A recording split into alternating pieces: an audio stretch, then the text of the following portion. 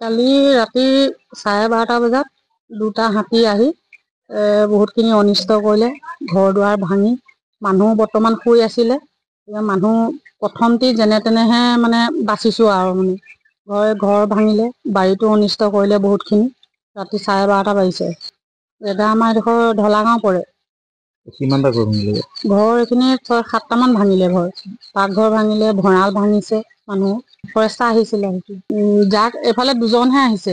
আমাৰ ইয়াৰ ঘৰ গোটেই উপদ্ৰৱ কৰিছে। ঘৰ আমাৰ গোটেই টোটেল ভাঙি দিছে। এতিয়া থাকিবলৈ জেগা নাইকিয়া হৈ গৈছে। গাঁও আমাৰ ঢলাঘাট। কিমান ঘৰ ভাঙিছে? ইয়াত আমাৰ 8 ঘৰ ভাঙিছে টোটেল।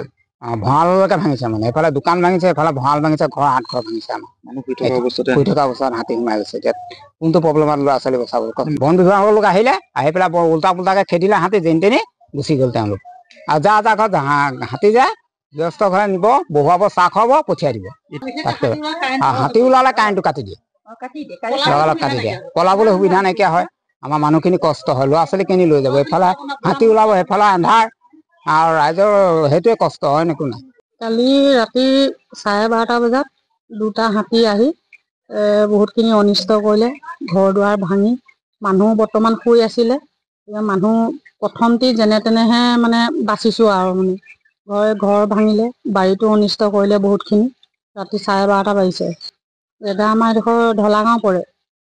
কিমানটা ঘৰ ভাঙিলে? ঘৰ এইখিনি 6-7টামান ভাঙিলে। ঘৰ পাকঘৰ ভাঙিলে, ভঁৰাল ভাঙিছে। মানুহ ফৰেষ্টাৰ আহিছিলে। যাক এইফালে দুজনহে আহিছে। আমাৰ ইয়াৰ ঘৰ গোটেই উপদ্ৰৱ কৰিছে।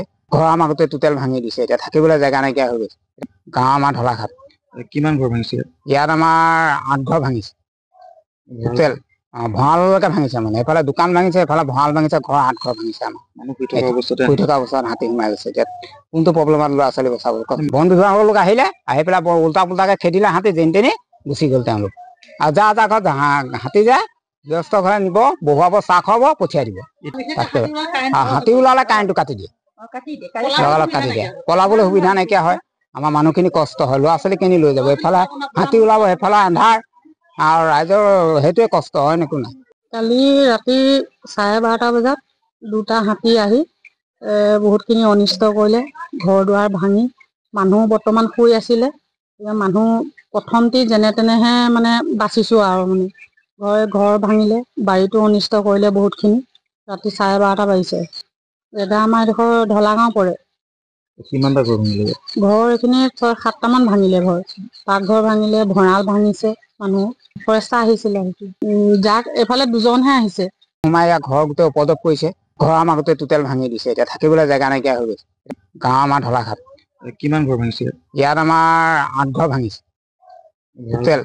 ভঁৰাললৈকে ভাঙিছে। মানে এইফালে দোকান ভাঙিছে, এইফালে ভঁৰাল ভাঙিছে। ঘৰ 8 ঘৰ ভাঙিছে আমাৰ। মানুহ শুই থকা অৱস্থাত হাতী সোমাই গৈছে। এতিয়া কোনটো প্ৰব্লেমত ল'ৰা ছোৱালী বচাব? বন বিভাগৰ লোক আহিলে, আহি পেলাই বৰ উল্টা পুল্টাকে খেদিলে। হাতী যেনি তেনি গুচি গ'ল তেওঁলোক। আৰু যা ঘৰত হাতী যায়, গৃহস্থ ঘৰে নিব, বহুৱাব, চাহ খুৱাব, পঠিয়াই দিব। হাতী ওলালে কাৰেণ্টটো কাটি দিয়ে, লগালগ কাটি দিয়ে। পলাবলৈ সুবিধা নাইকিয়া হয়। আমাৰ মানুহখিনি কষ্ট হয়। ল'ৰা ছোৱালী কেনি লৈ যাব? এইফালে হাতী ওলাব, সেইফালে আন্ধাৰ, আৰু ৰাইজৰ সেইটোৱে কষ্ট হয়। একো নাই। যিকোনো খবৰৰ বাবে যোগাযোগ কৰক 7099017330 অথবা 7099017990 নম্বৰত।